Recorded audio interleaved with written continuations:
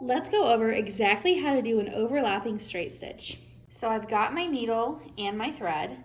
We are going to go over the straight, slightly angled fill-in stitch. So this is one you'll see a lot in some of my landscapes.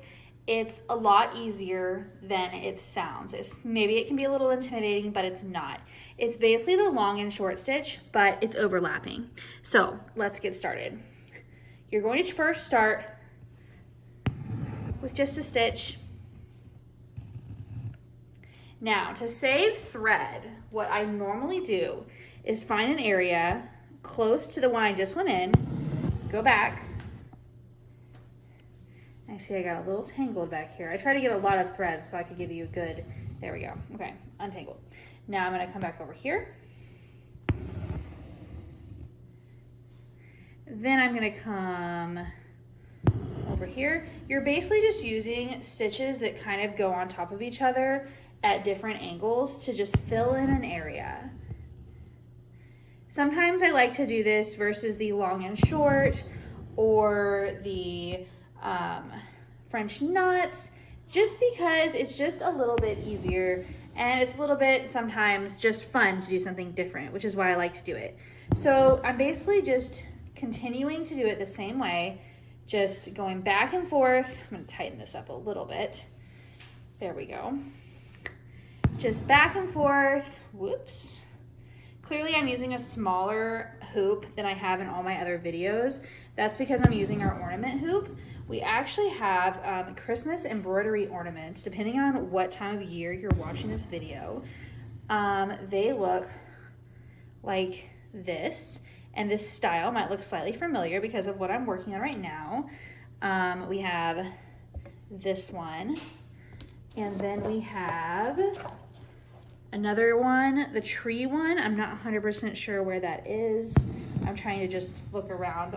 As you can kind of tell from the background, all of our embroidery projects are over here because I've been shooting pictures and videos of all of them together, like a collection. So they're just permanently living on my dining room table, which I think is fine. I don't know if my husband is quite as crazy about it, but that's okay, right?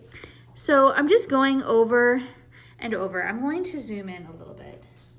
Okay, I'm trying to get right on top without it toppling over. Okay, so you can see where there are some spots. So in that case, I'm just gonna come right here, fill in that. And then again, I'm trying to keep the amount of thread that I'm using that is on the back like as minimal as possible. So that's why instead of coming back over here, I'm trying to stay over here just to conserve thread, because sometimes this particular stitch can use a lot of thread, as you can tell from, just the going back and forth.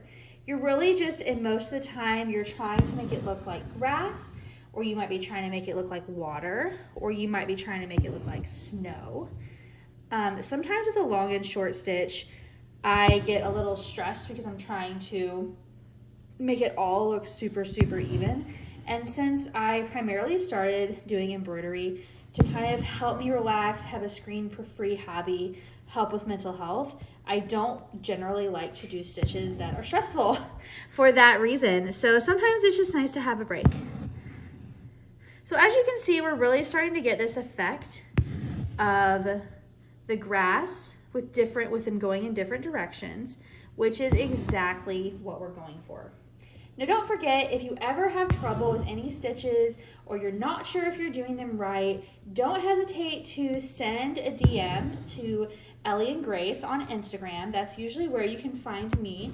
You can also email us, hello@ellieandgrace.com, and they will be able to help you as well. Though they'll probably send it to me because I'm kind of the embroiderer on the team. So they know how to help some things, but if it's a troubleshooting a stitch, I'll definitely be able to help you with that.